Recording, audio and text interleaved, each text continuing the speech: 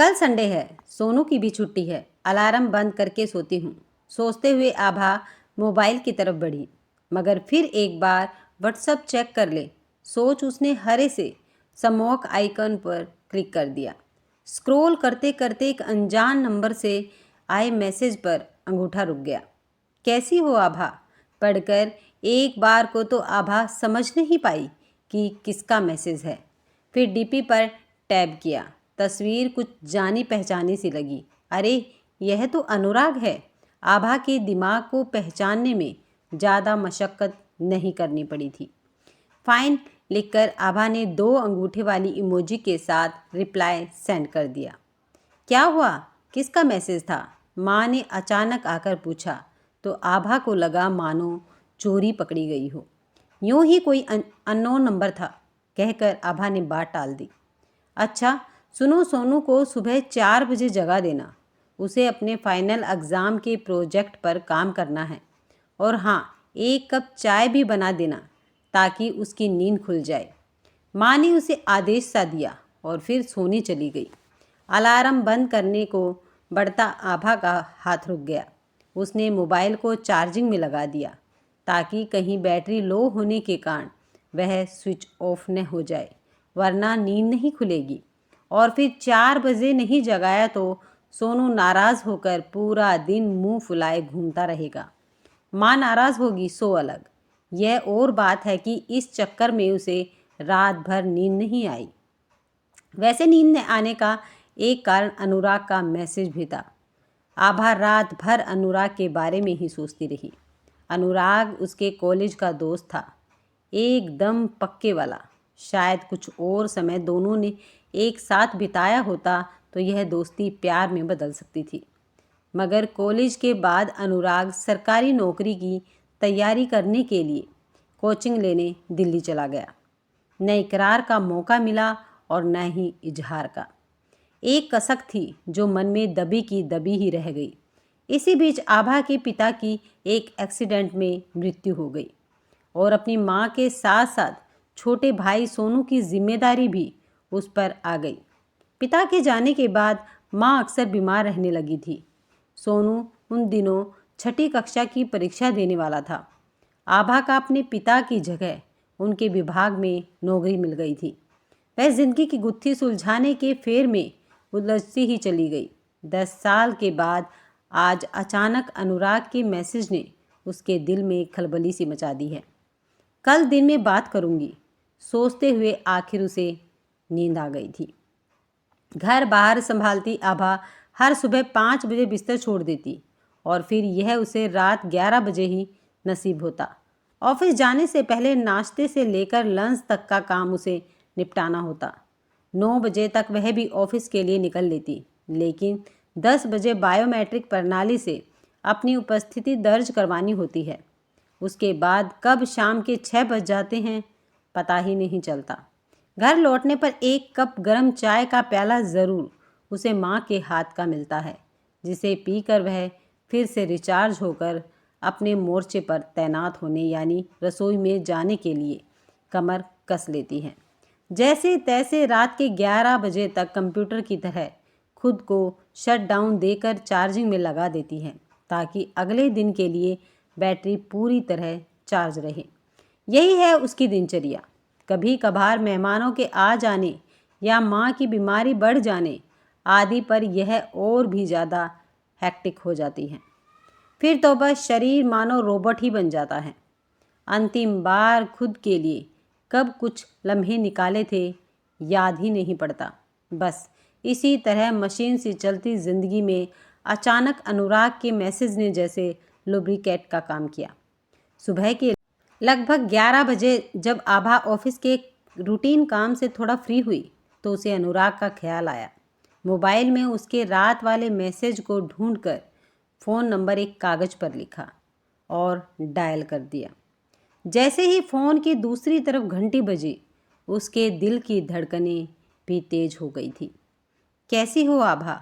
स्नेह से भरी आवाज़ सुनकर आभा खिल उठी।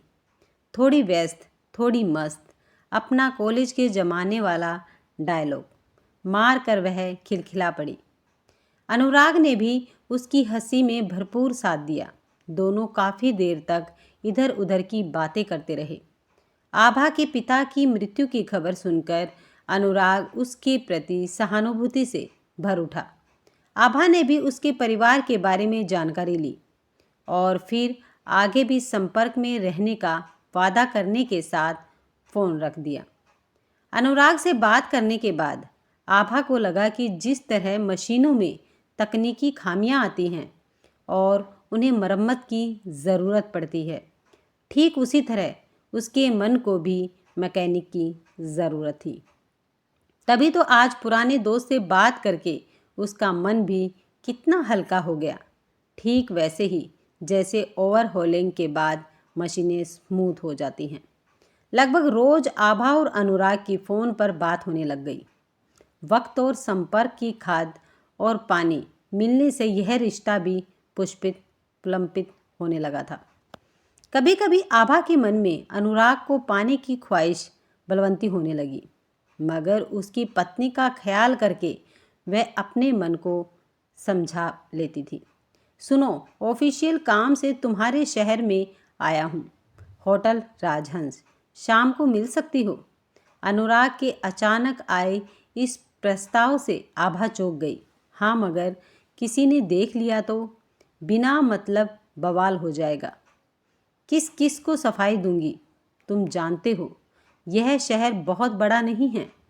आभा ने कह तो दिया, मगर उसके दिल और दिमाग में जंग जारी थी। मन ही मन वह भी अनुराग का साथ चाहती थी। क्या तुम रह पाओगी बिना मिले, जबकि तुम्हें पता है कि मैं तुमसे कुछ ही मिनट की दूरी पर हूँ? अनुराग ने प्यार से कहा। अच्छा ठीक है, मैं शाम को 5 बजे आती हूँ। आखिर आभा का दिल उसके दिमाग से जंग जीत गया था। इतनी बरसों बाद प्रिय को सामने देखकर आभा भावुक हो गई और अनुराग की बाहों में समा गई। अनुराग ने भी उसे अपने घेरे में कस लिया और फिर उसके माथे पर एक चुंबन अंकित कर दिया। दोनों लगभग घंटे भर तक साथ रहे, कॉफ़ी पी और बहुत सी बातें की। अनुराग की ट्रेन शाम 7 बजे की थी, इसलिए आभा ने उससे फिर मिलने का वादा करते हुए विदा ली। इसी तरह 6 महीने बीत गए। फ़ोन पर बात और वीडियो चैट करते करते दोनों काफ़ी नज़दीक आ गए थे। कभी कभी दोनों बहुत ही अंतरंग बातें भी कर लेते थे, जिन्हें सुनकर आभा के शरीर में झंझनाहट सी होने लगती थी। एक रोज़ जब अनुराग की पत्नी अपने मायके गई हुई थी, तब वह आभा के साथ देर रात तक वीडियो पर चैट कर रहा था। अनुराग, अपनी शर्ट उतार दो, अचानक आभा ने कह दिया। अनुराग ने एक पल सोचा और फिर शर्ट उतार दी, उसके बाद पजामा भी। अब तुम्हारी बारी है, अनुराग ने कहा तो आभा का चेहरा शर्म से लाल हो गया। उसने तुरंत चैट बंद कर दी, मगर अब आभा का युवा मन अनुराग की कामना और भी तीव्रता से करने लगा। सोनू और माँ की जिम्मेदारियों के कारण वह अपनी शादी के बारे में सोच नहीं पा रही थी, मगर उसकी अपनी भी कुछ कामनाएं थी जो रह रह कर सिर उठाती थी। काश उसे सिर्फ एक दिन भी अनुराग के साथ बिताने को मिल जाए। इस एक दिन में वह अपनी पूरी जिंदगी जी लेगी, अनुराग का प्रेम अपने मन मस्तिष्क में समेट लेगी। आभा कल्पना करने लगी, वह ऐसी संभावनाएं तलाशने लगी कि उसे यह मौका हासिल हो सके। वह नहीं जानती थी कि कल क्या होगा, मगर एक रात वह अपनी मर्जी से जीना चाहती थी। उसने एक दिन डरते डरते अपनी यह कल्पना अनुराग के साथ साझा की, तो वह भी राजी हो गया। तय हुआ कि दोनों दूर के किसी तीसरे शहर में मिलेंगे।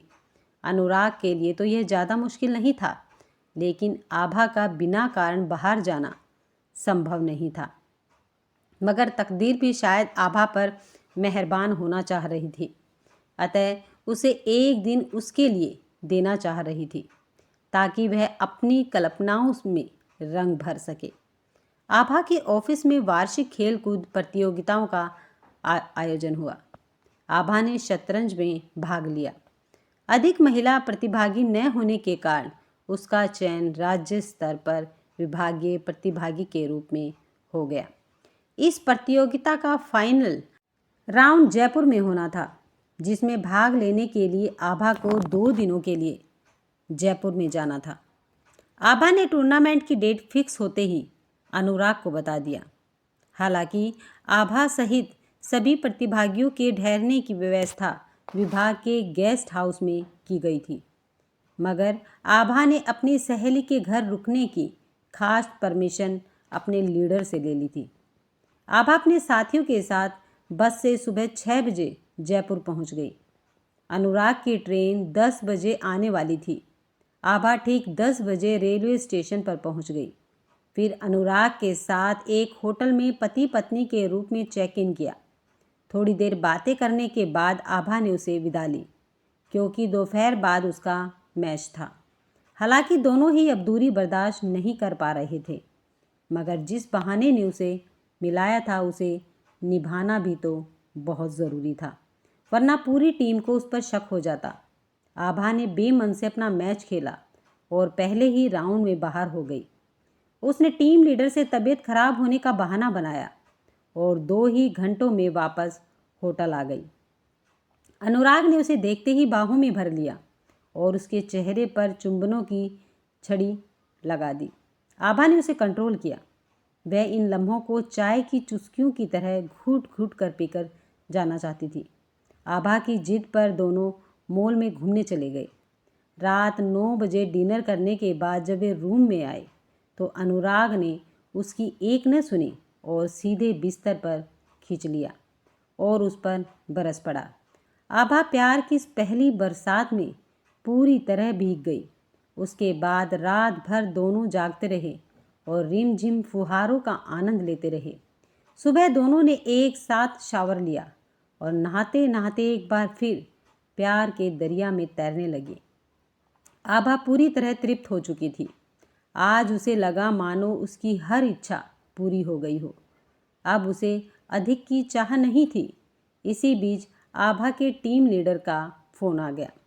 उन्हें 10 बजे रवाना होना था। आभा ने अनुराग के होठों को एक बार फिर भरपूर चूसा और दोनों होटल से बाहर आ गए।